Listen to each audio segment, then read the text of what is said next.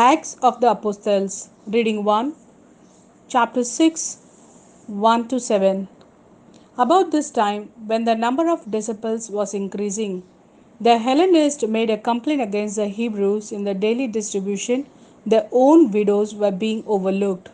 So the 12 called a full meeting of the disciples and addressed them. It would not be right for us to neglect the word of God, so as to give out food. You, brothers, must select from among yourselves 7 men of good reputation, filled with spirit and with wisdom, to whom we can hand over his duty. We ourselves will continue to devote ourselves to prayer and to the service of the word.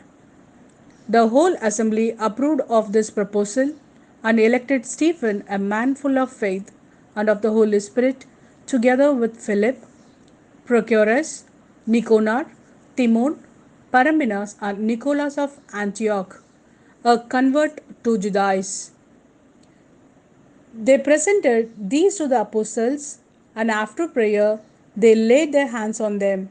The word of the Lord continued to spread. The number of disciples in Jerusalem was greatly increased, and a large number of priests made their submission to the faith. Gospel of John, chapter 14, verses 1 to 12. Do not let your hearts be troubled. You trust in God, trust also in me. In my Father's house there are many places to live in, otherwise, I would have told you. I am going now to prepare a place for you. And after I have gone and prepared you a place, I shall return to take you to myself, so that you may be with me where I am. You know the way to the place where I am going. Thomas said, Lord, we do not know where you are going. So how can we know the way? Jesus said, I am the way, I am the truth, and life. No one can come to the Father except through me.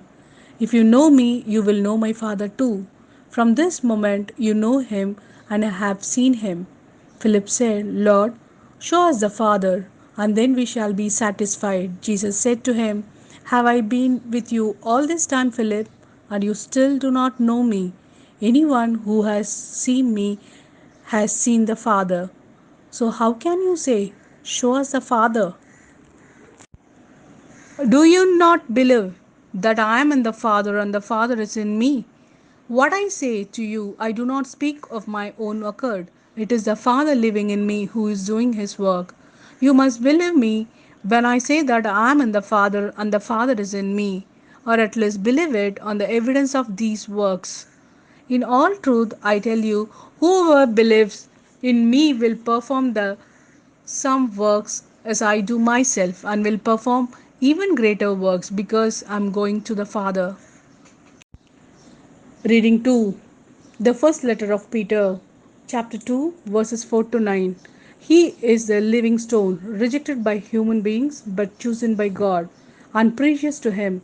Set yourselves close to Him, so that you too may be living stones, making a spiritual house as a holy priesthood to offer the spiritual sacrifices made acceptable to God through Jesus Christ.